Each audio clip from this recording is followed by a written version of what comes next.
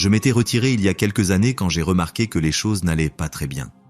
À 60 ans, on pourrait penser qu'on aurait déjà maîtrisé les surprises de la vie, mais ce que j'ai découvert sur David m'a plongé dans un royaume de ténèbres que je n'avais jamais imaginé. David a toujours été du genre silencieux, il vivait dans son propre monde, bien qu'il fût un garçon intelligent, un véritable maniaque. Il avait obtenu une bourse complète pour le MIT et avait été major de sa promotion. J'étais fier, bien sûr, mais à un moment donné, il a changé, il est devenu réservé et s'est éloigné de moi et de sa mère. Nous pensions que ce n'était qu'une phase, une partie du processus de grandir, vous savez. Il s'avère que nous avions tort. Le premier signe a été les colis étranges. Ils ont commencé à arriver il y a quelques années. Des boîtes marron sans expéditeur, livrées dans l'ancienne chambre de David, où il ne vivait plus depuis des années. Il venait les chercher toujours à la hâte, sans rester pour discuter. Je lui ai posé des questions à ce sujet une fois et il a écarté la question, disant que c'était des choses liées au travail. Je n'ai pas insisté, peut-être aurais-je dû le faire. Ensuite est venu l'appel. Un détective du FBI demandant si je savais où se trouvait mon fils. Il le recherchait, disant quelque chose à propos d'activités illégales sur le dark web. Je leur ai dit que je ne l'avais pas vu depuis des mois, mais ils m'ont laissé un numéro à appeler si je savais quelque chose sur lui. C'est alors que les doutes ont commencé à me tourmenter. Je ne suis pas un expert en technologie, mais je me débrouille suffisamment avec un ordinateur. J'ai décidé de faire quelques recherches pour voir si je pouvais trouver quelque chose. David avait laissé un vieil ordinateur portable chez nous, alors je l'ai allumé. Bien sûr, il avait un mot de passe, mais il utilisait toujours le même, la date d'anniversaire de sa mère. Lorsque l'écran s'est illuminé, je n'avais aucune idée de ce que j'étais sur le point de découvrir. Des dossiers et encore des dossiers de fichiers, vidéos, documents, photos. Plus je cliquais, plus mon estomac se retournait. Des expériences sur des personnes réelles. Il les appelait des sujets. Je ne pouvais pas croire ce que je voyais. Les vidéos étaient les pires, des visages tordus de douleur, des corps se tordant. Certains n'ont pas survécu, leurs yeux sans vie me regardant à travers l'écran. David était derrière la caméra, sa voix calme, clinique. C'était comme s'il était devenu une autre personne. Je me souviens d'un fichier particulièrement bien. Il était étiqueté sujet 13. Une jeune femme, d'une vingtaine d'années peut-être. David l'avait attachée à une table, avec des tubes et des câbles partout. Il lui injectait quelque chose, narratif le processus comme s'il présentait une émission de cuisine. Ce cri s'était étouffé par un bâillon, mais ses yeux parlaient, montrant la peur, le désespoir, l'agonie. J'ai dû arrêter la vidéo, je ne pouvais plus la regarder. Je suis resté là, avec le poids de tout cela m'écrasant. Mon fils, mon propre sang, était un monstre. Je ne savais pas quoi faire, à qui m'adresser. Le FBI était une option, mais me croirait-il? Penserait-il que j'étais également impliqué? J'ai décidé de confronter David moi-même. Je devais l'entendre de sa propre bouche, je devais comprendre pourquoi. Le retrouver n'a pas été facile, il avait disparu du réseau, mais j'ai réussi à trouver un vieil ami à lui qui me devait une faveur. Après un peu de persuasion, il m'a donné une adresse, un vieux hangar en périphérie de la ville. C'était le genre d'endroit que l'on s'attendrait à trouver dans un film d'horreur, tout de métal rouillé et de fenêtres brisées. J'y suis allé le lendemain, juste après le lever du soleil. L'air était lourd de l'odeur de décomposition. J'ai forcé la porte et suis entré. La vue qui m'a accueilli était sortie d'un cauchemar, des laboratoires improvisés, des tables d'opération, des cages, des taches de sang partout. C'était ici que David réalisait ses expériences, c'était son repère. À mesure que je m'enfonçais plus loin dans le hangar, j'ai trouvé plus de preuves, des carnets remplis de notes méticuleuses, des flacons de produits chimiques et plus de vidéos. Je me suis forcé à en regarder une autre, dans l'espoir de trouver quelque chose, n'importe quoi, qui pourrait expliquer ses actions. C'était pire que ce que j'imaginais. Il expérimentait avec une sorte de drogue altérant l'esprit, essayant de voir jusqu'où il pouvait pousser la psyché humaine. Les résultats étaient catastrophiques. Puis je l'ai entendu, un bruit faible, comme un gémissement. Je l'ai suivi jusqu'à une pièce fermée à clé à l'arrière du hangar. En donnant un coup de pied dans la porte, je l'ai trouvée, une fille d'à peine 20 ans enchaînée au mur. Elle m'a regardé avec des yeux vides, son corps couvert de contusions et de coupures. Je l'ai libérée, j'ai essayé de la calmer, mais elle était trop loin. Ce que David lui avait fait avait brisé son esprit. J'ai appelé le FBI de là, leur ai tout raconté. Ils sont arrivés en 1 heure, envahissant l'endroit comme des fourmis. J'ai observé comment ils rassemblèrent les preuves, emmenaient la fille en sécurité. L'une des agents, Une femme nommée Rodriguez m'a mis de côté. Elle m'a remercié pour ma coopération, mais je pouvais voir le soupçon dans ses yeux. Ils ont pris ma déclaration et m'ont ensuite demandé de les suivre au poste. Alors que j'étais assis dans la salle d'interrogatoire, attendant ce qui semblait être une éternité, j'ai réalisé que ma vie ne serait jamais plus la même. David était quelque part et je savais qu'il ne s'arrêterait pas jusqu'à ce qu'il soit capturé ou mort. Et en tant que son père, en tant qu'homme qu'il avait élevé, je ressentais une responsabilité, non seulement envers les victimes, mais envers David lui-même. Je devais l'arrêter, d'une manière ou d'une autre. Les jours se sont transformés en semaines et la recherche du FBI pour David s'est intensifiée. Il me tenait informé, plus ou moins. L'agent Rodriguez m'appelait tous les quelques jours, me mettant à jour sur leur progrès ou leur absence de progrès. Ils avaient quelques pistes, mais rien de solide. David avait bien couvert ses traces. La descente dans le hangar n'avait été que la pointe de l'iceberg. Je ne pouvais pas rester assis sans rien faire. Chaque nuit, je me retrouvais à passer en revue les fichiers que j'avais copiés de l'ordinateur portable de David, cherchant des indices. Il y avait tellement de questions. Comment était-il devenu cette personne ? Qu'est-ce qui l'avait poussé à une telle dépravation ? Plus je cherchais, plus je me rendais compte à quel point je connaissais peu mon propre fils. Une nuit, en passant en revue ses emails, j'ai trouvé un fil qui semblait différent. Ce n'était pas comme les autres remplis de jargon scientifique et de registres d'expérience. Celui-ci était personnel, une conversation entre David et quelqu'un nommé Dr Herrera. Dr Herrera. J'ai entendu dire que tu as fait des progrès avec le sérum. Comment réagissent les sujets ? David.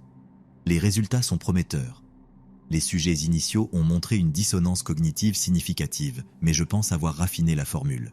Dr Herrera. Bien, rappelle-toi, l'objectif est de repousser les limites, pas seulement de les observer. Nous avons besoin de résultats qui peuvent changer le monde. David. Compris. J'ai un nouveau lot de sujets alignés. Nous verrons comment ils gèrent la prochaine phase. Dr Herrera. Tiens-moi informé. Et David, ne laisse pas les émotions se mettre en travers. C'est plus grand que nous deux. L'échange m'a donné des frissons. Le docteur Herrera, qui qu'il soit, avait une influence significative sur David et le poussait à aller plus loin, à franchir plus de lignes. Je devais trouver le docteur Herrera. J'ai imprimé les emails et les ai apportés à l'agent Rodriguez. Elle a écouté, son visage sérieux. Nous avons essayé d'identifier le docteur Herrera pendant un certain temps, dit-elle. Nous pensons qu'il est le cerveau derrière plusieurs syndicats sur le dark web, mais c'est un fantôme. Pas de nom réel, pas de visage, rien, seulement des chuchotements et des rumeurs. Alors, que faisons-nous ? Ai-je demandé, sentant un mélange de frustration et de détermination. Nous continuons de creuser. Chaque pièce d'information aide. Nous allons y arriver, monsieur Whittaker. Nous devons y arriver. En attendant, j'ai décidé de prendre les choses en main. J'ai contacté quelques anciennes connaissances de mon temps dans l'armée, des gars qui avaient disparu des radars et savaient comment trouver des personnes qui ne voulaient pas être trouvées. C'était un coup de chance, mais j'étais désespéré. L'un de ces contacts, un homme nommé José, m'a aidé. « Je vais voir ce que je peux trouver sur le docteur Herrera, » dit-il. « Mais cela va prendre du temps. Ce type est insaisissable. » Pendant que José travaillait sa magie, j'ai continué ma propre enquête. J'ai suivi les traces de David, visitant les endroits qu'il fréquentait, parlant aux personnes qui pourraient l'avoir connu. C'était comme assembler un puzzle, mais avec la moitié des pièces manquantes. Un jour, je me suis retrouvé dans un bar miteux en périphérie de la ville, le genre d'endroit où les gens ne posent pas de questions. Je buvais une bière, essayant de me fondre dans la masse, quand un homme s'est glissé sur le siège à côté de moi. Il avait l'air rugueux, avec une barbe et une cicatrice sur la joue. « Vous êtes le vieux de David, n'est-ce pas ?» demanda-t-il, sa voix un chuchotement rauque. J'ai hoché la tête, mon cœur battant la chamade. « Qui demande ?»« Je m'appelle Mason, j'avais l'habitude de traîner avec David jusqu'à ce que les choses deviennent bizarres. »« Bizarre comment ?» Il a pris une gorgée de sa boisson, ses yeux parcourant la salle. David a changé. Il a commencé à parler de ce type, Dr Herrera. Il a dit qu'ils étaient sur quelque chose de grand, quelque chose qui pourrait tout changer. La prochaine chose que je sais, il fait ses expériences, franchissant des lignes que je ne savais même pas exister. Je me suis tiré, je ne voulais pas faire partie de ça. Vous savez où il est ? Mason a secoué la tête. La dernière fois que j'ai entendu, il se dirigeait vers un vieux laboratoire dans le désert, un endroit où il testait les bombes nucléaires dans le temps. Il a dit que c'était hors radar, parfait pour son travail. Une piste. Ce n'était pas grand-chose, mais c'était quelque chose. J'ai remercié Mason et quitté le bar, mon esprit tournant à 1000 à l'heure. Le désert avait du sens, isolé, loin des regards curieux, l'endroit parfait pour que David se cache et continue ses expériences tordues. J'ai appelé l'agent Rodriguez, lui ai raconté ce que j'avais découvert. « Nous allons vérifier, dit-elle, mais faites attention, monsieur Whittaker. Si David est là-bas, il ne sera pas content de vous voir. » J'ai fait ma valise, attrapé mon arme et suis parti. Le voyage vers le désert a été long et monotone, me donnant beaucoup de temps pour réfléchir. Les souvenirs de David enfant inondèrent mon esprit. Ses premiers pas, ses premiers mots, la fois où il s'est cassé le bras en essayant de grimper à un arbre. Comment cet enfant innocent avait-il pu devenir ce monstre? Le vieux laboratoire était exactement où Mason avait dit qu'il serait. Une relique d'une époque révolue, entourée de kilomètres de terre désolée. J'ai garé ma voiture à distance et me suis approché à pied, le soleil me frappant. L'endroit semblait abandonné, mais je savais que ce n'était pas le cas. En m'approchant, j'ai vu du mouvement, des ombres glissant à travers les fenêtres brisées. Je me suis glissé jusqu'à une des fenêtres et ai regardé à l'intérieur. La vue qui m'a accueilli était à la fois familière et horrifiante. Des laboratoires improvisés, des tables d'opération et David au milieu de tout cela, de dos à moi. Il parlait à quelqu'un, j'ai supposé que c'était le docteur Herrera, un homme grand en blouse blanche, son visage caché par les ombres. J'ai tendu l'oreille pour écouter leur conversation. « Nous sommes proches, David, » disait le docteur Herrera, « mais nous avons besoin de plus de sujets, plus de données. » David a hoché la tête. « Je sais, j'ai quelques pistes. Nous pouvons commencer la prochaine phase bientôt. » Mon sang bouillait. Il planifiait plus d'expérience, plus de souffrance. Je ne pouvais pas permettre que cela continue. J'ai pris une profonde inspiration, rassemblé mon courage et donné un coup de pied dans la porte. « David !» ai-je crié, ma voix résonnant dans le laboratoire. Il s'est retourné, surprise et colère traversant son visage. « Papa, que diable fais-tu ici ? T'arrêter !» ai-je dit en le visant avec mon arme. « Ça s'arrête maintenant !» Le docteur Herrera a fait un pas en avant, un sourire froid sur ses lèvres. « Vous devez être monsieur Whittaker. J'ai beaucoup entendu parler de vous. »« Taisez-vous !» ai-je dit brusquement. « David, tu viens avec moi. Nous allons au FBI. Cette folie s'arrête aujourd'hui. » L'expression de David s'est durcie. « Je ne peux pas faire ça, papa. Tu ne comprends pas. C'est plus grand que toi et moi, plus grand que nous tous. »« Ne me raconte pas ces conneries, » ai-je dit, ma voix tremblant de colère. « Tu es en train de tuer des gens. Pour l'amour de Dieu, comment peux-tu justifier cela ?» Le docteur Herrera a ri, un son glaçant. « Parfois, des sacrifices doivent être faits pour un plus grand bien. David comprend cela. »« Ça suffit, » ai-je crié. « David, s'il te plaît, viens avec moi. Mettons fin à tout ça. » Pendant un moment, j'ai vu une lueur de doute dans ses yeux, mais ensuite il a secoué la tête. « Désolé, papa, je ne peux pas. » Avant que je ne puisse réagir, le docteur Herrera s'est jeté sur moi, frappant l'arme de ma main. Nous avons lutté, et je pouvais sentir sa force, sa détermination, mais je me battais pour mon fils, pour toutes les victimes. Je ne pouvais pas perdre. Avec un élan de force, j'ai poussé le docteur Herrera et attrapé l'arme. J'ai visé, mes mains tremblant, et j'ai tiré. La balle l'a atteint en plein torse, et il s'est effondré sur le sol. David m'a regardé, choc et colère dans ses yeux. « Tu l'as tué, » murmura-t-il. « Je n'avais pas le choix, » ai-je dit, ma voix se brisant. « C'est fini, David, s'il te plaît. » Il me regarda avec un mélange de tristesse et de défi dans le regard. « Non, papa, ce n'est que le début. » Sur CE, il s'est retourné et a fui dans le labyrinthe du laboratoire. Je l'ai poursuivi, mais il était rapide, et le labyrinthe de couloirs et de pièces rendait difficile de le suivre. Je pouvais entendre ses pas résonner, mais il devenait de plus en plus faible, jusqu'à ce qu'il disparaisse complètement. J'ai cherché dans le laboratoire pendant des heures, mais David avait disparu. Il s'était évaporé dans le désert, me laissant avec seulement les restes de ses expériences et le cadavre du docteur Herrera. Alors que le soleil se couchait, projetant de longues ombres sur le paysage désolé, j'ai réalisé l'énormité de ce qui m'attendait. David était toujours là dehors, toujours une menace, et j'étais le seul à pouvoir l'arrêter. J'ai conduit de retour en ville, mon esprit un tourbillon d'émotions, je trouverai David, je le traduirai en justice, peu importe le coût, parce qu'à la fin, il restait mon fils, et je ne pouvais pas abandonner sur lui, pas encore. Dans les jours qui ont suivi la confrontation dans le laboratoire, le FBI a lancé une vaste chasse pour trouver David. Ils ont fouillé le désert, cherché dans des bâtiments abandonnés et surveillé le dark web à la recherche de tout signe de son activité. L'agent Rodriguez m'assurait qu'ils faisaient tout leur possible, mais je pouvais voir la tension dans ses yeux. David était toujours un pas en avant, un fantôme dans l'ombre. Je suis rentré chez moi, une ombre de mon ancien moi. La maison semblait vide, hantée par des souvenirs d'un temps plus simple, quand David n'était qu'un garçon curieux, avec un avenir brillant. Je passais des heures à regarder de vieilles photos, essayant de réconcilier l'image de mon fils avec le monstre qu'il était devenu. La culpabilité me rongeait, une bête implacable. Comment avais-je pu ignorer les signes ? Aurais-je pu faire quelque chose pour prévenir cela ? Les semaines se sont transformées en mois, et la piste s'est refroidie. David avait disparu sans laisser de traces. Les mises à jour du FBI sont devenues moins fréquentes.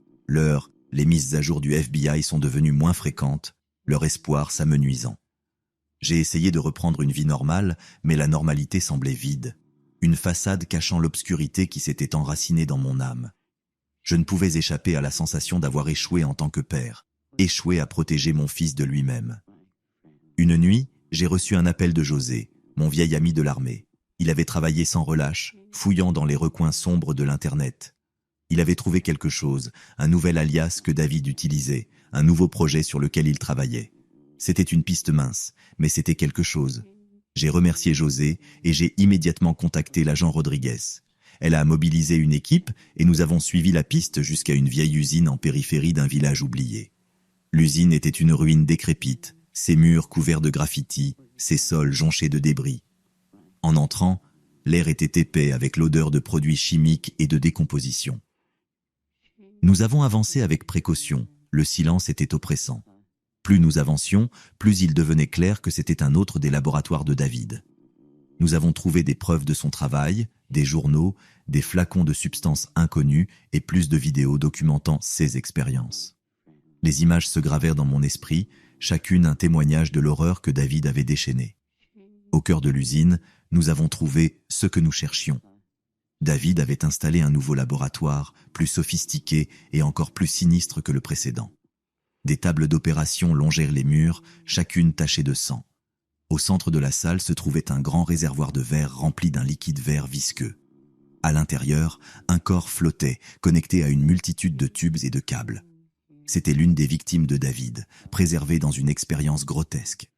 Pendant que j'étais là, regardant le réservoir, une froide réalisation m'a envahi. C'était le magnum opus de David, son chef-d'œuvre de l'horreur. Il avait poussé les limites de l'expérimentation humaine au-delà de ceux que je pouvais imaginer. La vue me rendait malade, mais elle me remplissait aussi d'une détermination sombre. Cela devait finir une fois pour toutes. Le FBI a parcouru l'usine, collectant des preuves et cherchant tout signe de David. Ils ont trouvé une pièce cachée, accessible par une porte dissimulée derrière une des tables d'opération. À l'intérieur se trouvaient plus de notes, plus de plans et un terminal d'ordinateur. L'agent Rodriguez a accédé au terminal et, en allumant l'écran, nous avons vu le visage de David. C'était un message enregistré, adressé à moi. « Bonjour papa », dit-il d'une voix calme et posée. « Si tu vois cela, cela signifie que tu as trouvé mon dernier projet. Impressionnant, n'est-ce pas ? Je savais que tu ne renoncerais pas, tu es persévérant, je te l'accorde. Mais tu arrives trop tard. Je suis déjà parti, avançant vers la prochaine phase. Vous ne me trouverez pas, mais ne t'inquiète pas, je vous observerai. Adieu, papa. » Les années ont passé, chacune se fondant dans la suivante. J'ai vieilli, mais les souvenirs restaient aussi vifs que jamais, un poids constant que je portais avec moi. La recherche du FBI pour David continuait de manière sporadique, mais la piste s'était refroidie depuis longtemps.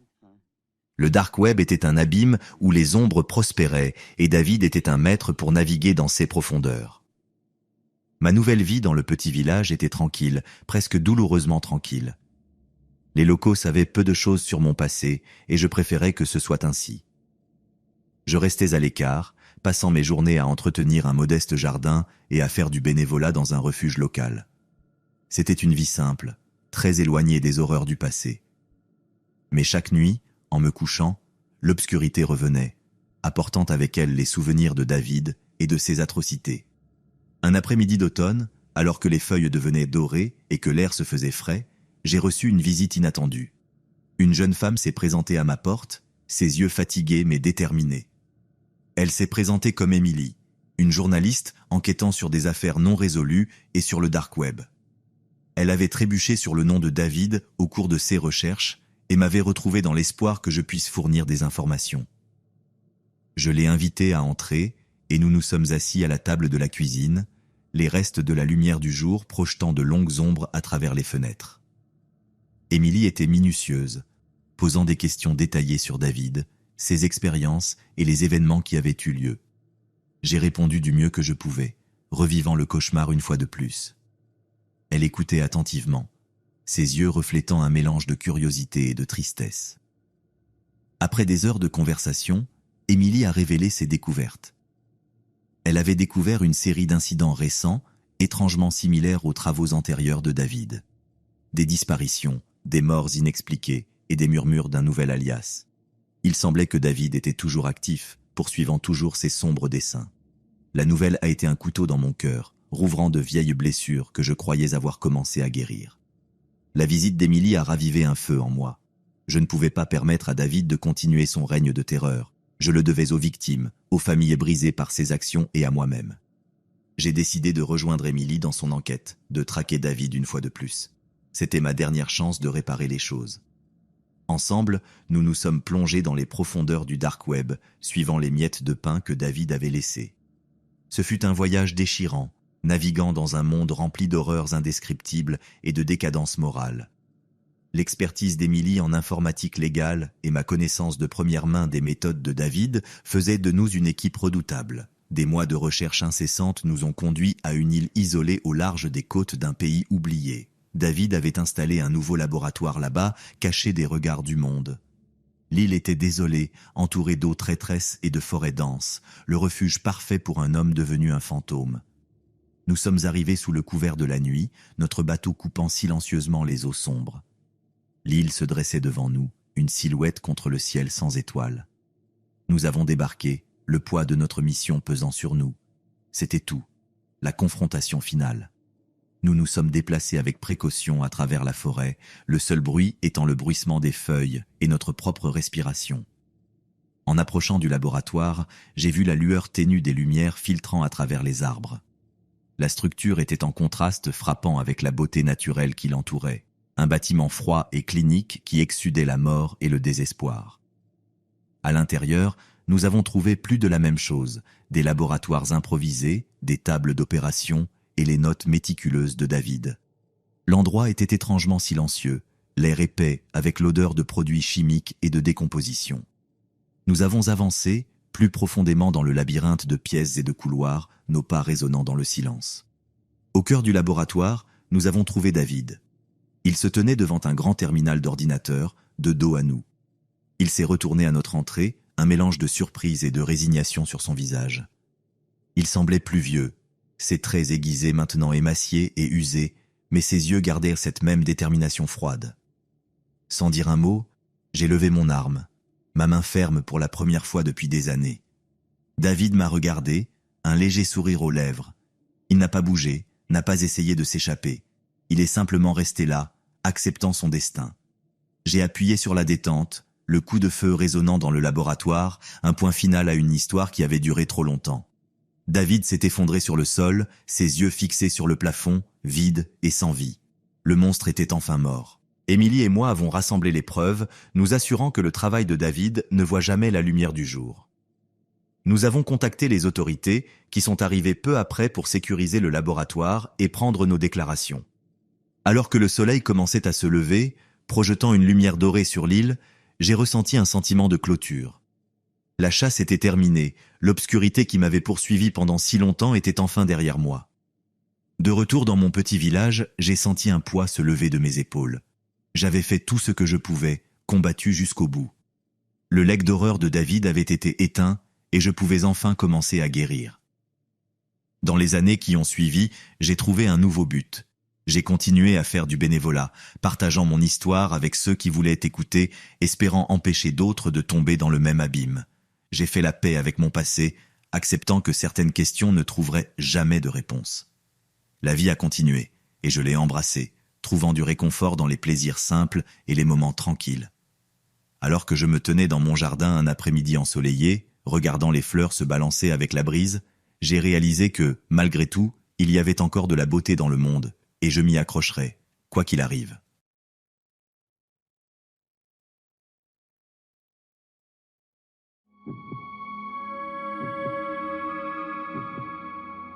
Bonjour à tous, je m'appelle Kayla et j'ai 21 ans. J'ai toujours eu un sens de l'humour un peu bizarre et une aptitude à tomber sur les coins les plus étranges d'Internet. Laissez-moi vous ramener un peu en arrière, au début de tout. J'ai grandi dans un quartier suburbain assez moyen, vous savez. Des rues tranquilles, des jardins bien entretenus et des voisins qui saluaient toujours mais ne s'immisçaient jamais trop. Mes parents sont assez détendus, mon père travaille dans l'informatique et ma mère est infirmière. Ils ont toujours été super soutenants avec mes passe-temps, peu importe à quel point ils pouvaient sembler peu conventionnels. Depuis que je suis enfant, j'ai toujours été collé à l'écran de mon ordinateur, fasciné par les possibilités infinies en ligne. Pendant que les autres enfants jouaient à des sports, je me plongeais dans des forums, apprenant surtout des jeux vidéo obscurs aux légendes urbaines. Quand j'étais adolescente, mon intérêt pour la culture d'Internet n'avait fait que grandir. J'aimais explorer les recoins sombres et mystérieux du web, les endroits où la plupart des gens n'osaient pas s'aventurer. C'était excitant, comme être un détective dans un labyrinthe numérique. Je me suis fait beaucoup d'amis en ligne partageant mes intérêts, et nous nous échangions les histoires les plus étranges que nous pouvions trouver. Ainsi, avançant vers le présent, je suis à l'université en train d'étudier l'informatique légale, la carrière parfaite pour quelqu'un comme moi, obsédé par Internet et déterminé à comprendre comment les choses fonctionnent sous la surface. Je vis dans un petit appartement en dehors du campus avec mon chat Patane, le compagnon parfait pour mes sessions de navigation nocturne. De toute façon, c'était lors de l'une de ces explorations nocturnes que je suis tombé sur quelque chose qui allait tout changer. Je naviguais sur Reddit, comme d'habitude, passant d'un fil à l'autre. Vous savez comment c'est ? Un instant, vous lisez sur le désastre de quelqu'un, et l'instant suivant, vous êtes immergé dans une théorie du complot sur des personnes lézards dirigeant le gouvernement. Mais cette nuit-là était différente. J'ai trouvé un fil intitulé « Communauté de cannibalisme cybernétique, réalité ou farce ». J'avais déjà vu beaucoup de choses étranges en ligne, mais cela a éveillé mon intérêt d'une manière que rien d'autre n'avait fait auparavant. L'idée qu'il puisse y avoir des communautés entières dédiées à quelque chose d'aussi sombre et tordu était à la fois horrifiante et fascinante. Le fil était rempli d'un mélange d'incrédulité, de curiosité morbide et d'horreur absolue. Certains utilisateurs affirmaient que ce n'était qu'une légende urbaine, une blague morbide qui avait pris vie. D'autres juraient qu'ils avaient des preuves que ces communautés existaient dans le dark web, partageant des captures d'écran et des liens vers des forums censés abriter ces discussions perturbantes. Je ne pouvais pas résister, il fallait que j'en sache plus. J'ai commencé à lire tous les commentaires, prenant des notes sur les noms récurrents et les sites web mentionnés. Plus j'enquêtais, plus je me rendais compte que ce n'était pas seulement une histoire farfelue, il y avait un schéma, un réseau de connexions qui suggérait quelque chose de bien plus sinistre. J'ai passé les semaines suivantes à me plonger tête baissée dans ce monde, suivant des pistes à travers le dark web. C'était comme un puzzle, chaque pièce me rapprochait de la vérité. J'ai trouvé des forums et des salles de chat où les gens discutaient de leurs fantasmes morbides, partageaient des recettes, oui, des recettes, et même organisaient des rencontres. Un nom revenait sans cesse, le festin. On en parlait à voix basse, comme une sorte de société secrète. Tout le monde semblait en être conscient, mais personne n'osait en parler ouvertement. Plus je lisais, plus il devenait clair que le festin était au cœur de ce réseau de cannibalisme cybernétique. C'était une communauté pour ceux qui étaient vraiment engagés dans leurs désirs sombres, un endroit où ils pouvaient se connecter et partager sans crainte d'être jugés. J'étais horrifié, mais aussi captivé. Je savais que je devais en découvrir plus. C'est devenu une obsession, consumant mes pensées jour et nuit. J'ai commencé à contacter certains des utilisateurs que j'avais vus dans les forums, me faisant passer pour quelqu'un intéressé à rejoindre leur communauté. Ce n'était pas facile, ces personnes étaient extrêmement prudentes, paranoïaques même, mais finalement j'ai établi un contact avec quelqu'un prêt à parler. Son nom d'utilisateur était Vortex. Nous avons commencé à discuter dans un fil de messages privés, et il était étonnamment ouvert, désireux de partager ses expériences. Il m'a parlé du processus d'initiation pour le festin, des épreuves que vous deviez passer pour prouver votre dévouement. Cela ressemblait à quelque chose sorti d'un film d'horreur, mais je ne pouvais pas m'arrêter, j'avais besoin d'en savoir plus. Au fur et à mesure que nous parlions, j'ai appris les différents niveaux au sein du festin. Ce n'était pas juste une collection aléatoire d'individus malades, c'était une communauté organisée avec des règles et une hiérarchie. Vortex faisait partie du cercle intérieur, le groupe responsable du recrutement des nouveaux membres et de garantir leur loyauté. Il m'a invité à rejoindre une salle de chat privée où le cercle intérieur tenait ses réunions.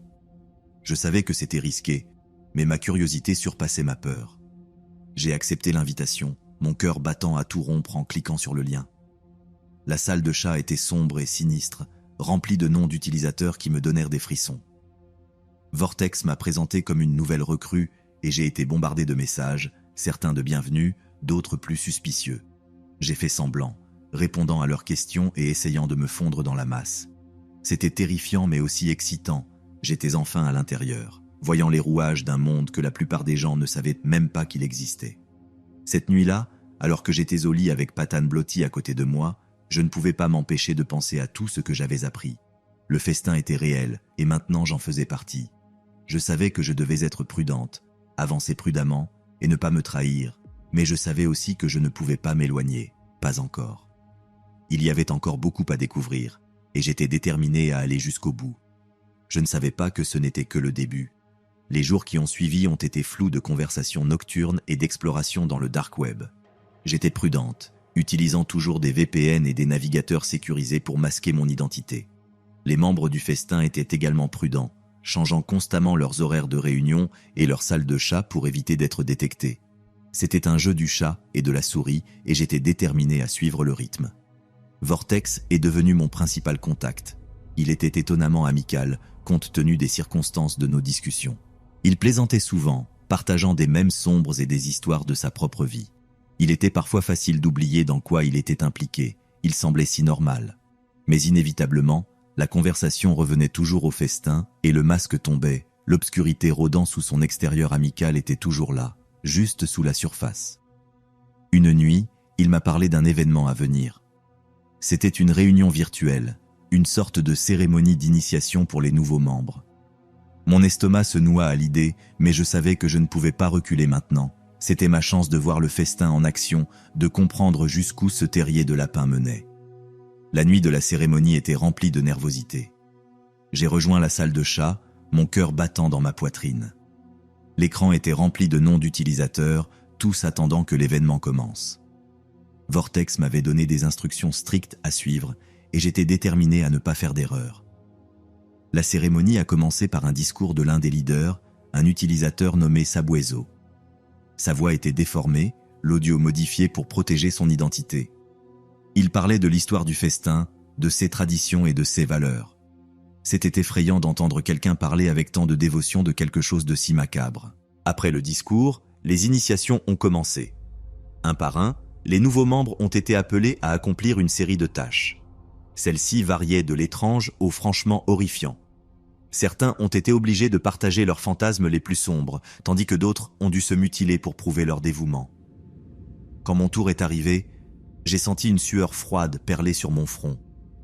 Bloodhound a appelé mon nom d'utilisateur et la salle de chat est devenue silencieuse. J'ai pris une profonde inspiration et avancé. Mes doigts tremblaient en tapant mes réponses. Ma tâche était de raconter une histoire détaillée d'une rencontre fictive, une qui correspondait aux intérêts tordus du festin. Il fallait que ce soit crédible, que je les convainque que j'appartenais à ce groupe. J'ai mis tout ce que j'avais dans l'histoire, m'inspirant des innombrables histoires d'horreur que j'avais lues au fil des années. J'ai décrit une rencontre dans une ruelle sombre, un étranger avec un sourire effrayant et la manière lente et méthodique dont il préparait son repas. C'était graphique, perturbant et complètement inventé. Quand j'ai terminé, la salle de chat a éclaté en applaudissements. J'avais passé le test. Au cours des semaines suivantes, j'ai été graduellement accepté dans le cercle intérieur. J'ai appris davantage sur les membres, leurs antécédents et comment ils en étaient revenus à faire partie du festin. Certains étaient comme moi, attirés par la curiosité et un goût pour le macabre. D'autres avaient des motivations plus sombres, un désir véritable d'explorer l'interdit. Malgré l'horreur de tout cela, je ne pouvais m'empêcher de ressentir une étrange camaraderie avec ces personnes. C'était comme faire partie d'un club secret, un qui opérait dans l'ombre et prospérait dans l'interdit. Je savais que je devais maintenir l'acte, jouais mon rôle de manière convaincante, mais il devenait de plus en plus difficile de séparer mon vrai moi du rôle que je jouais. Une nuit, Vortex m'a contacté avec un message privé. Il voulait que nous nous rencontrions en personne. Mon cœur fit un bond à cette idée. C'était dangereux, franchir la ligne du virtuel au réel, mais je savais que je ne pouvais pas refuser. Si je le faisais, cela susciterait des soupçons. J'ai donc accepté, fixant une heure et un lieu pour nous rencontrer. Nous avons choisi un petit café en périphérie de la ville, un endroit tranquille et discret. Je suis arrivé tôt, mes nerfs à fleur de peau. Je n'avais aucune idée de ce à quoi m'attendre. Quand Vortex est entré, j'ai été surprise par son apparence ordinaire, juste un autre visage dans la foule. Il m'a souri en me voyant et nous nous sommes assis pour parler. La conversation a commencé de manière décontractée, comme de vieux amis se retrouvant. Nous avons parlé de nos vies, de nos intérêts et de notre amour mutuel pour l'étrange et l'inhabituel. Mais finalement, le sujet a dérivé vers le festin. Vortex voulait en savoir plus sur moi, pourquoi je m'étais jointe et ce que j'espérais en tirer. Je lui ai donné les réponses que je savais qu'il voulait entendre, tout en ressentant une sensation croissante d'inquiétude. En nous quittant, il m'a remis une petite enveloppe. À l'intérieur se trouvait une invitation à une réunion en personne du festin. Elle devait avoir lieu dans quelques semaines dans un lieu isolé en dehors de la ville. Je savais que c'était un moment crucial. Assister à la réunion signifiait plonger complètement dans ce monde, franchir une ligne dont il serait impossible de revenir. Cette nuit-là, je me suis allongé dans mon lit en regardant le plafond, Patane blotti contre moi, ronronnant doucement. Je savais que j'avais une décision à prendre. Je pouvais m'éloigner maintenant, laisser tout cela derrière moi et revenir à ma vie normale. Mais l'attrait du festin était fort, le mystère trop tentant pour résister. Je devais continuer, peu importe le coût. Le jour de la réunion est arrivé plus vite que je ne l'avais imaginé. Je me suis dirigé vers le lieu, mon cœur battant avec un mélange de peur et d'excitation. Le lieu était un vieux entrepôt abandonné à la périphérie de la ville, caché des regards curieux. En m'approchant, j'ai vu d'autres arriver, leurs visages cachés derrière des masques et des capuches. À l'intérieur, l'atmosphère était électrique, l'air épais d'anticipation, le murmure bas des conversations chuchotées remplissant l'espace. J'ai vu Vortex et me suis dirigé vers lui. Il m'a accueilli avec un sourire et m'a remis un masque à porter. C'était un simple masque blanc, mais il semblait lourd dans mes mains. La réunion a commencé par un autre discours de Bloodhound. Il a accueilli tout le monde, louant leur dévouement et leur loyauté. Ensuite, les véritables festivités ont commencé. Il y avait des tables remplies de diverses délices, chacune plus grotesque que la précédente. Les gens conversaient et riaient, comme si c'était une fête normale. J'ai ressenti un frisson me parcourir le dos en regardant. C'était réel, plus seulement des mots sur un écran. Ces personnes étaient entièrement dévouées à leurs sombres désirs, et maintenant je faisais partie de leur monde. Je savais que je devais rester forte, continuer à jouer le jeu, mais à l'intérieur, je ressentais une crainte grandissante. Jusqu'où étais-je prête à aller pour découvrir la vérité ? À mesure que la nuit avançait, je me suis retrouvé plongé dans des conversations avec d'autres membres. Certains étaient amicaux, désireux de partager leurs histoires et leurs expériences. D'autres étaient plus réservés, leurs yeux scrutant la pièce à la recherche de tout signe de trahison. C'était une danse délicate, équilibrant curiosité et précaution. À un moment donné, Vortex m'a pris à part. Il voulait me présenter à quelqu'un.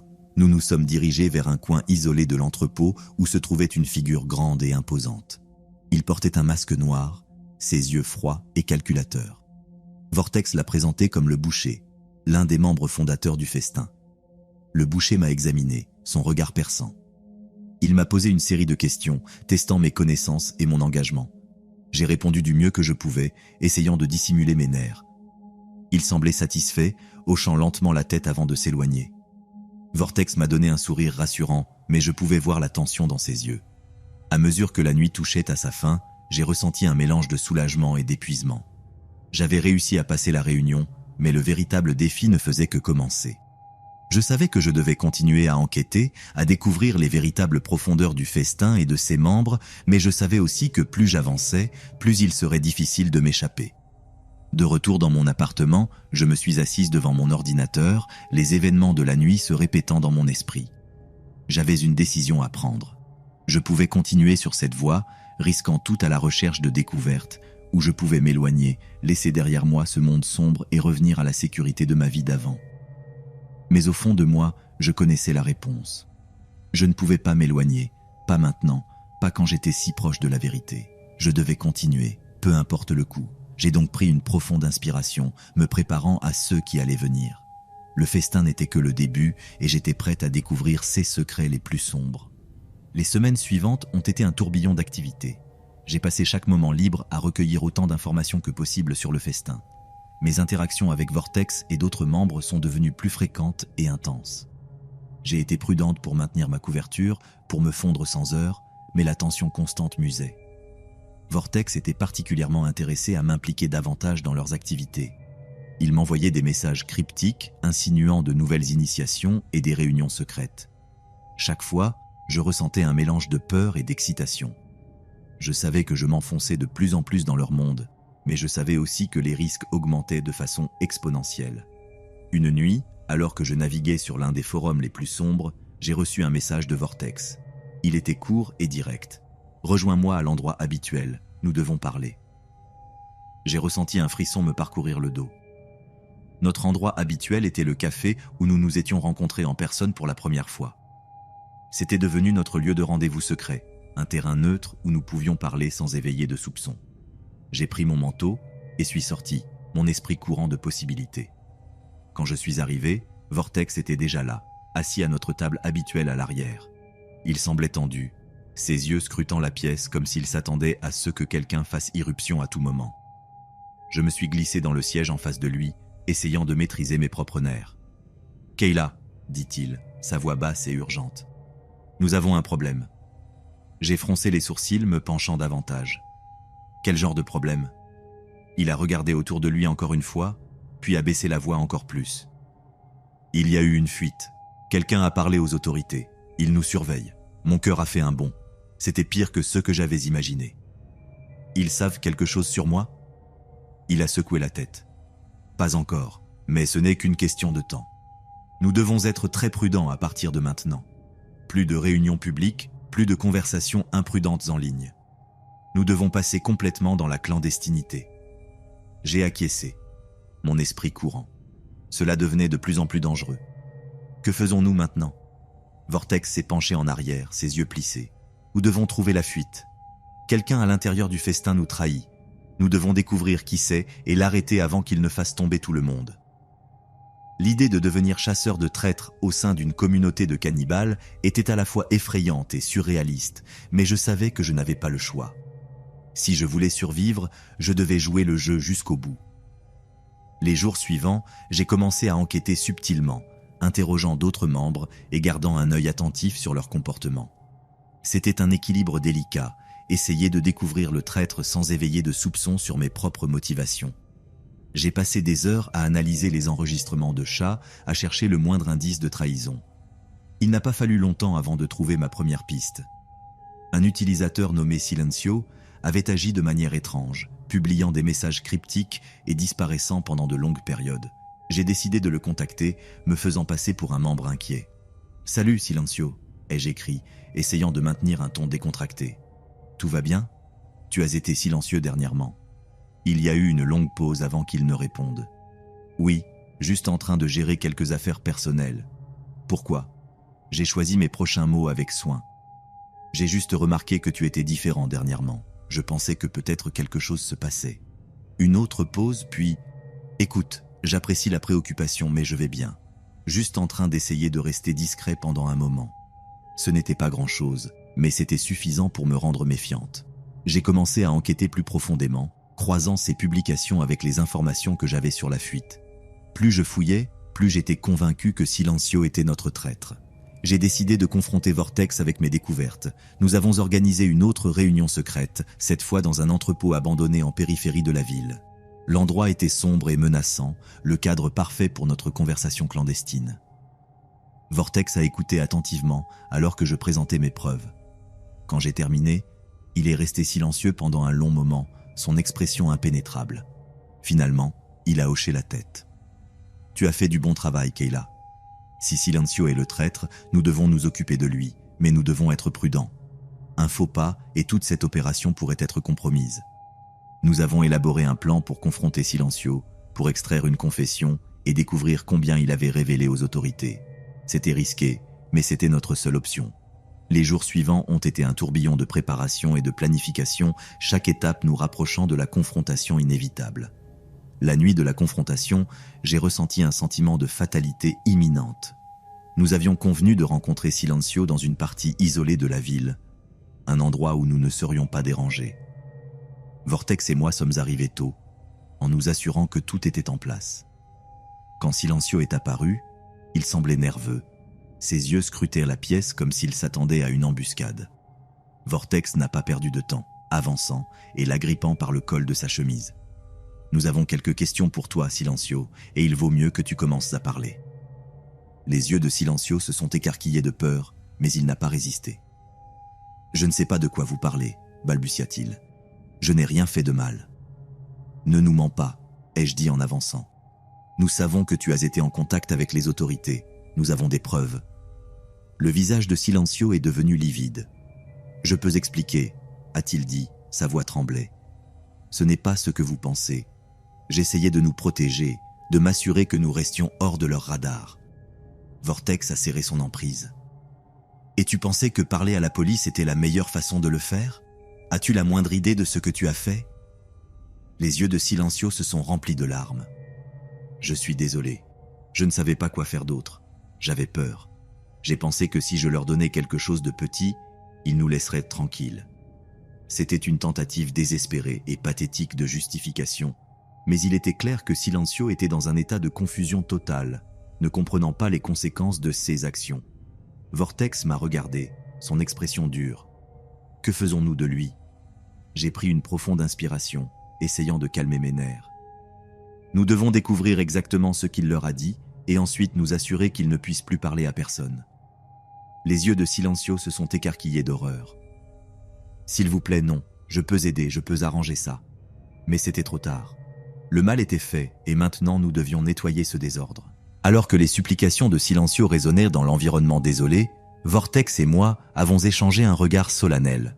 Nous savions ce que nous devions faire pour protéger le festin, pour préserver ces sombres secrets des regards curieux des autorités. Sans dire un mot de plus, nous avons avancé, résolus à nous assurer que Silencio ne nous trahirait plus jamais. Après les événements, je me suis retrouvé à faire face à la réalité de ce dans quoi je m'étais embarqué. L'attrait de découvrir l'interdit m'avait mené sur un chemin que je n'aurais jamais pu imaginer. J'avais regardé l'abîme de la noirceur humaine et il avait rendu le regard, laissant une marque qui resterait bien après. En rentrant dans mon appartement cette nuit-là, j'ai regardé Patane, dormant paisiblement sur le canapé. Dans son innocence, il représentait tout ce que j'avais autrefois valorisé sur la simplicité de la vie. Mais maintenant, mon monde s'était élargi pour inclure des ombres et des secrets, un royaume où la curiosité pouvait mener à des profondeurs dangereuses. En fermant la porte derrière moi, j'ai su que mon voyage était loin d'être terminé. Le festin existait toujours, ses membres cachés dans les coins les plus sombres d'Internet, et quelque part en moi, une petite voix murmurait que la vérité que je cherchais pourrait encore révéler plus d'horreurs que je n'étais prête à affronter. Mais pour l'instant, je me suis permis un moment de répit, sachant que l'obscurité attendrait patiemment mon retour. La pièce sentait le sang et la peur. Les murs étaient en béton gris, nus et tachés de ceux qui semblaient être des années de saleté. Une seule ampoule pendait du plafond, projetant des ombres dures qui dansaient comme des spectres grotesques. L'ampoule vacillante bourdonnait occasionnellement, ajoutant une couche d'inquiétude au silence oppressant. J'étais au centre de ce macabre décor, ma respiration résonnant contre les murs froids. L'ordinateur sur le bureau bancal dans le coin prit vie, son écran baignant la pièce d'une lueur bleue fantomatique. La fenêtre de chat était déjà active, les noms d'utilisateurs défilant rapidement dans un flou d'anticipation. Ils étaient là pour le spectacle, ces maudits malades, et j'étais la vedette de ce tordu spectacle. Je me suis retourné vers la cage dans le coin.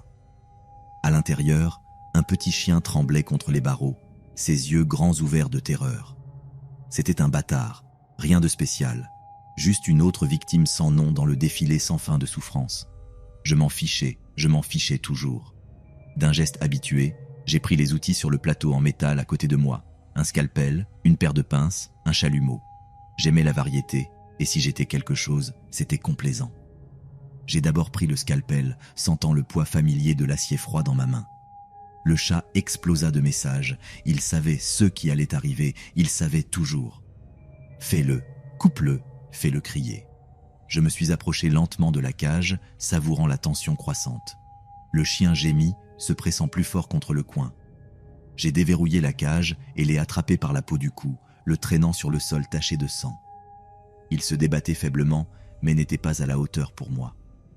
J'ai baissé le scalpel, la lame brillant dans la faible lumière. La première coupure était toujours la plus douce, l'incision initiale de la chair cédant à la lame avec une facilité morbide. Le chien hurla, un son aigu qui résonna contre les murs et fit courir un frisson dans mon dos. Le chat devint fou, les messages un flou d'encouragement malade. Je travaillais méthodiquement, chaque mouvement précis et calculé. Les pinces furent les suivantes, utilisées pour arracher les griffes une à une. Le chalumeau suivit, brûlant la chair et remplissant la pièce de l'odeur âcre de fourrure brûlée. Les cris du chien devinrent plus faibles, ses luttes plus faibles. Le temps semblait se diluer alors que je me perdais dans la tâche, le monde se rétrécissant aux sensations de sang et de douleur. C'était une concentration pure et sans mélange, un état de transe où rien n'existait à part la souffrance que j'infligeais et les acclamations numériques de mon audience invisible. Finalement, c'était terminé. Le chien gisait immobile, un amas de chair brisée et fumante sur le sol. Le chat était rempli de louanges, des dons affluents. Il reviendrait pour plus, il revenait toujours. Je me suis levé, essuyant le sang de mes mains, et j'ai regardé autour de la pièce. Un autre spectacle réussi, une autre nuit dans le cycle sans fin de cruauté et de dépravation. Et demain, il y en aurait plus. Il y en avait toujours plus. L'euphorie du spectacle persista, une sombre euphorie qui faisait battre mon cœur. J'éteignis l'ordinateur et nettoyai les outils, prenant soin d'effacer toute preuve du travail de cette nuit. Je me déplaçais avec l'efficacité de quelqu'un qui avait fait cela d'innombrables fois auparavant. La pièce devait être impeccable pour le prochain show. Je me suis débarrassé du cadavre de la manière habituelle, l'enveloppant dans du plastique et le portant à l'allée derrière. Le conteneur de déchets avait vu sa juste part d'horreur et personne ne questionnait jamais les étranges sacs qui y apparaissaient de temps en temps. Le système de déchets de la ville s'occuperait du reste, juste un autre paquet sans nom dans la mer de déchets urbains. De retour à l'intérieur, je me suis lavé, frottant le sang de ma peau et changeant de vêtements. Le miroir de la salle de bain reflétait un visage à la fois familier et étranger, un masque de normalité cachant l'obscurité en dessous. J'ai regardé mes propres yeux et n'ai vu que le vide. Il n'y avait pas de culpabilité, pas de remords, juste un vide froid. Je me suis fait une tasse de café et me suis assis dans la petite cuisine, le goût amer me ramenant à la réalité. Le téléphone bourdonnait de notifications, des messages des habituels déjà demandant quand serait le prochain spectacle. Je les ai ignorés pour l'instant. Il y avait du temps, il y avait toujours du temps. Le reste de la nuit passa dans un flou de routine. J'ai mangé un repas simple, regardé un peu de télévision sans intérêt et finalement, je me suis écroulé dans mon lit. Le sommeil vint facilement, sans être troublé par des cauchemars ou des sentiments de culpabilité. Cela faisait longtemps que j'avais compartimenté les horreurs que je commettais, les scellant dans une partie de mon esprit que je ne visitais jamais en dehors des spectacles. Le matin arriva avec une lumière grise et tamisée filtrant à travers les rideaux. Je me suis levé, me suis douché et préparé pour un autre jour. La normalité banale de mon existence diurne était un contraste marqué avec la brutalité nocturne, et c'était exactement comme je l'aimais. Cela me gardait ancré, m'empêchait de glisser trop profondément dans l'abîme. Je suis allé travailler dans un travail de bureau anodin, me fondant dans le flux quotidien des employés, mes collègues n'en sachant pas plus sur ma double vie. La monotonie du travail offrait un étrange réconfort, une pause de l'obscurité qui avait fini par dominer mes nuits. Mais elle était toujours là, rôdant au fond de mon esprit, attendant de refaire surface quand le soleil se couchait. Un jour, pendant que j'étais au travail, j'ai reçu un appel de Vortex. Sa voix était tendue, urgente. « Nous devons nous voir ce soir », dit-il sans préambule. « Quelque chose de grand se prépare. » J'ai ressenti un frisson parcourir ma colonne vertébrale. Vortex n'était pas quelqu'un qui s'alarmait facilement. « Où et quand ?» ai-je demandé, ma voix maîtrisée. « L'entrepôt. À 8 heures. Ne sois pas en retard. » La ligne se coupa et je restai avec le téléphone en main, mon esprit s'emballant. Quelque chose d'important se passait, quelque chose qui changerait probablement les règles du jeu. J'ai passé le reste de la journée dans un état d'anticipation inquiète, mes pensées revenant constamment à l'appel de Vortex. Ce soir-là, Je suis arrivé à l'entrepôt quelques minutes avant 8 heures. L'endroit était silencieux, les ombres de la nuit enveloppant le bâtiment dans un manteau de mystère. Vortex était déjà là, sa silhouette grande et sombre m'attendant à l'entrée. J'ai hoché la tête dans sa direction et l'ai suivi à l'intérieur. « Que se passe-t-il » ai-je demandé, essayant de garder ma voix calme. Vortex me regarda avec une intensité qui me mit mal à l'aise. « Nous avons des nouvelles sur la fuite », dit-il à voix basse. Silencio a parlé avant que nous puissions l'arrêter. Il nous cerne, Kayla, c'est sérieux. J'ai senti mon estomac se nouer. C'était pire que ce que j'avais craint. Que faisons-nous ? ai-je demandé, sachant que la situation était sur le point de devenir incontrôlable. Vortex prit une profonde inspiration, son regard fixé sur le mien. Nous nous regroupons. Nous nous enfonçons plus profondément dans la clandestinité. Et nous nous assurons que personne d'autre ne nous trahisse. Si quelqu'un montre le moindre signe de faiblesse, il s'en occupe immédiatement. Nous ne pouvons pas nous permettre plus d'erreurs. J'ai acquiescé, sachant qu'il n'y avait pas de retour en arrière. L'obscurité nous avait piégés et nous devions maintenant la naviguer avec précaution ou risquer d'être consommés par elle. Alors que nous nous enfoncions plus profondément dans l'entrepôt, j'ai su que c'était une nouvelle phase dans notre lutte.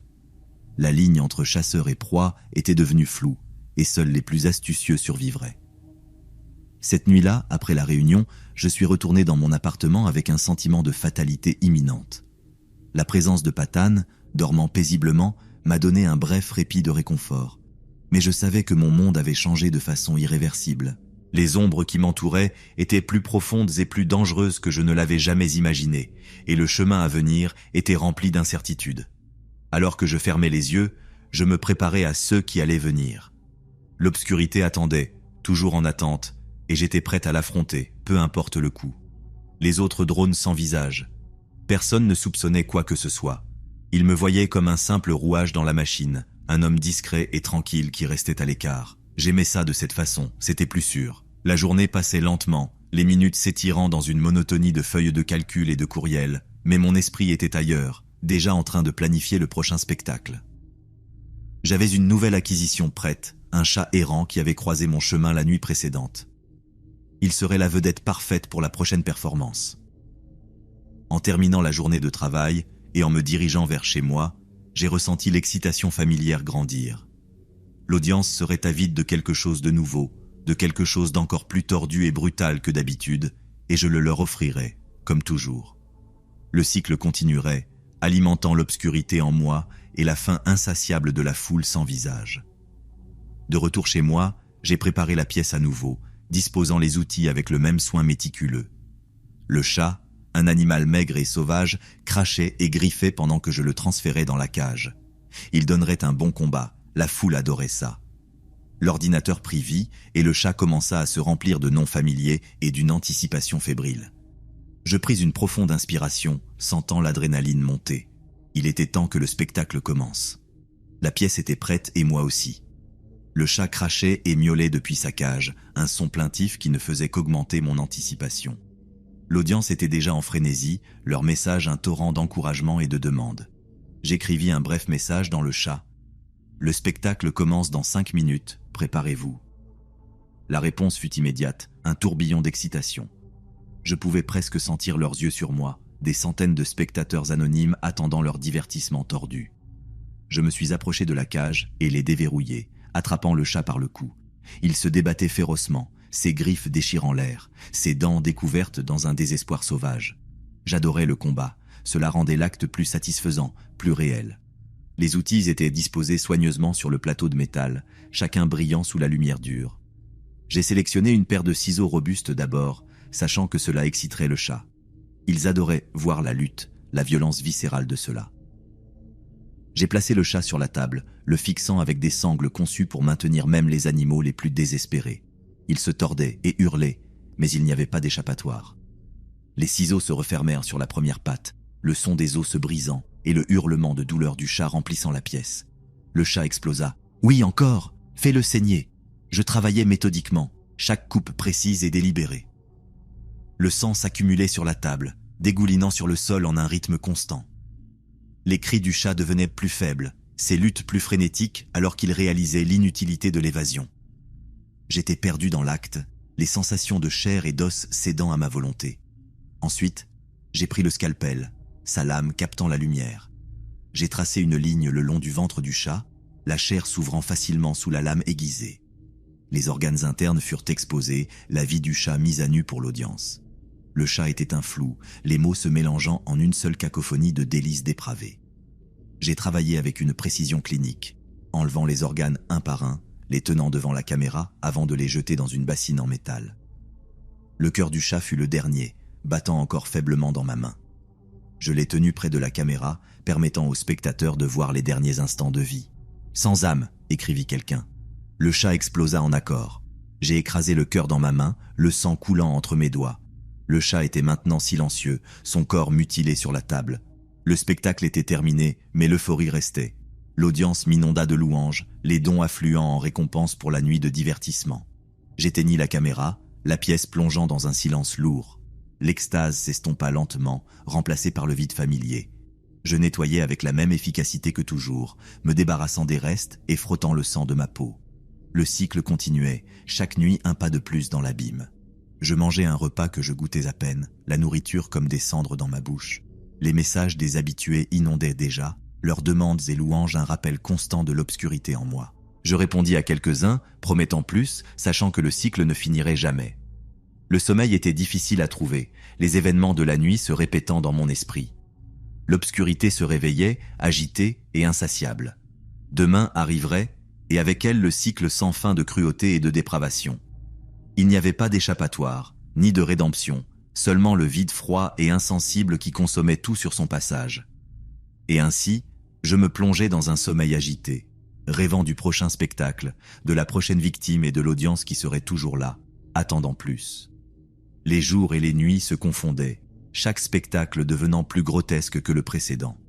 Les demandes de l'audience devenaient de plus en plus perverses, repoussant les limites du concevable. Ma réputation dans les recoins sombres d'Internet montait en flèche, attirant des spectateurs encore plus dépravés. J'étais leur maître de la souffrance, orchestrant des scènes de cruauté inimaginables pour leur plaisir. Mais avec chaque spectacle, l'obscurité en moi grandissait, consommant tout sur son passage. Une nuit, alors que je me préparais pour une autre performance, j'ai ressenti une étrange sensation d'inquiétude. L'air dans la pièce était lourd, presque étouffant. Le chat était inhabituellement silencieux, l'avalanche habituelle de messages absente. C'était comme si l'audience sentait que quelque chose allait changer. La victime de cette nuit était un chien errant, jeune, avec des yeux doux et confiants. Il me regardait avec un mélange de peur et de confusion, son corps tremblant alors que je m'approchais. J'ai ressenti une pointe de quelque chose, une émotion que je ne pouvais pas identifier, mais je l'ai repoussée, me concentrant sur la tâche à accomplir.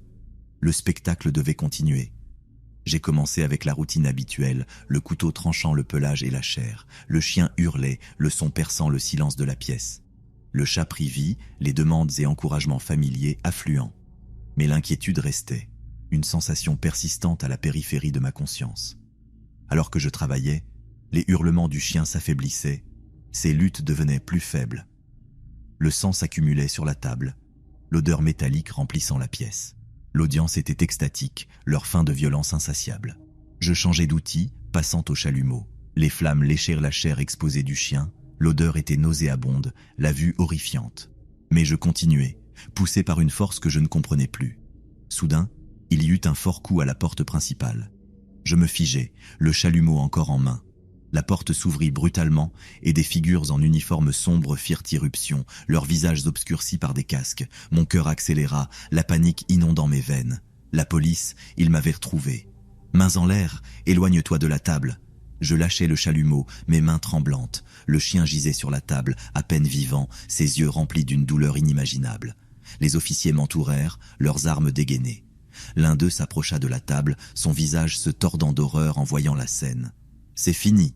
dit l'un d'eux, sa voix froide et sans émotion. « Vous êtes arrêtés. » Ils m'entraînèrent dehors, la pièce tournoyant autour de moi.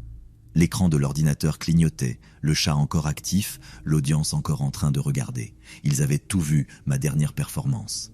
Le procès fut rapide, les preuves accablantes, les vidéos, les enregistrements de chats, les témoignages de ceux qui avaient regardé. Il n'y avait pas de défense, ni de justification. J'ai été condamné à la réclusion à perpétuité sans possibilité de libération conditionnelle. La cellule était petite, les murs se refermant sur moi. Les autres détenus savaient ce que j'avais fait, leur haine palpable. J'étais un monstre, même parmi les monstres. L'obscurité qui avait consumé mes nuits consommait maintenant mes jours, une présence constante et étouffante. Mais le pire, c'était les souvenirs. Les visages des animaux, leurs cris de douleur, leurs yeux remplis de terreur. Ils me hantaient dans mes rêves, transformant le sommeil en un royaume de cauchemars sans fin. Il n'y avait pas d'échappatoire, ni de rédemption, seulement le vide froid et insensible qui avait tout consommé sur son passage. En fin de compte, je restais seul avec mes pensées, le silence. En fin de compte, je restais seul avec mes pensées, le silence de la cellule résonnant avec les fantômes de mon passé. L'obscurité en moi avait grandi, consommant non seulement les victimes de ma brutalité, mais aussi mon âme propre. Il n'y avait plus d'audience, plus de chats remplis de louanges et de demandes, seulement l'écho vide et insensible. Les jours se fondaient en semaines et les semaines en mois. Chaque moment était un rappel cruel de la chute de mon humanité, une spirale sans fin de remords et de terreur. Les cauchemars ne faisaient qu'empirer, les visages des animaux déformés par la douleur revenant me hanter chaque nuit. Le poids de mes actes était insupportable, une charge que je portais seul dans cette cellule grise et stérile. Un matin, alors que la lumière pâle de l'aube filtrait à travers les barreaux de ma fenêtre, j'ai ressenti une lueur d'espoir. Peut-être que, d'une manière ou d'une autre, je pouvais trouver une rédemption, une manière de compenser les horreurs que j'avais commises. J'ai commencé à écrire, à coucher sur papier les détails de chaque acte monstrueux, espérant que la confession pourrait alléger mon fardeau. Mes écrits devinrent une sorte de thérapie, un moyen de canaliser ma culpabilité et ma honte. J'ai raconté chaque détail sordide, chaque cri, chaque goutte de sang, espérant que quelqu'un, quelque part, puisse comprendre le monstre que j'étais devenu. Peut-être que mon histoire servirait de mise en garde, un avertissement pour ceux qui seraient tentés par les mêmes abîmes que moi. Les gardiens de la prison étaient méfiants au début, se demandant pourquoi je passais tant de temps à écrire. Mais finalement, ils ont compris que c'était une forme de pénitence, un moyen pour moi de faire face aux démons que j'avais créés. Ils ont commencé à me fournir du papier et des stylos, reconnaissant la valeur cathartique de ma tâche. Avec le temps, mon récit a pris forme, une chronique des ténèbres qui avait consumé ma vie. J'ai écrit sur mon enfance, mes premiers jours sur Internet, et comment la fascination pour l'interdit m'avait conduit à commettre l'innommable. J'ai décrit chaque spectacle en détail, ne cachant rien de l'horreur et de la brutalité. Un jour, un jeune gardien nommé Jacques, qui avait montré une certaine sympathie envers moi, m'a demandé pourquoi je continuais à écrire, sachant que rien de tout cela ne changerait mon sort. « Peut-être que ça ne changera rien pour moi », ai-je répondu. « Mais si cela peut empêcher une seule personne de suivre le même chemin que moi, alors ça en vaudra la peine. » Jacques a hoché la tête, comprenant sans doute à quel point il était important pour moi de trouver une forme de rédemption, aussi infime soit-elle. Finalement, mes écrits ont été compilés et envoyés à une maison d'édition. Le livre, intitulé « Confession d'un monstre », est devenu un sujet de débat intense. Certains le voyaient comme une tentative de sensationnalisme, une exploitation des souffrances des victimes pour vendre des copies. D'autres y voyaient un témoignage brutalement honnête des conséquences de céder à la noirceur de l'âme humaine. Pour moi, cela n'avait plus d'importance. Le livre était sorti, et avec lui, une partie de la culpabilité et de la honte que je portais.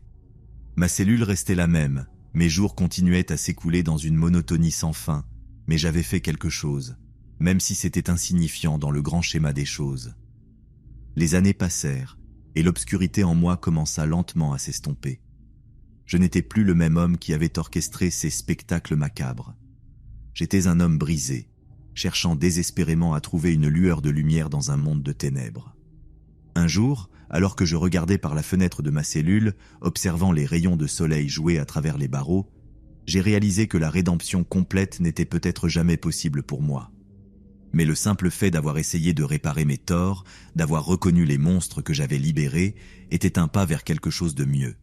Et peut-être, juste peut-être, mon histoire pourrait un jour servir à montrer à d'autres la voie à ne pas suivre, leur rappelant que chaque choix, chaque acte, laisse une empreinte indélébile sur l'âme.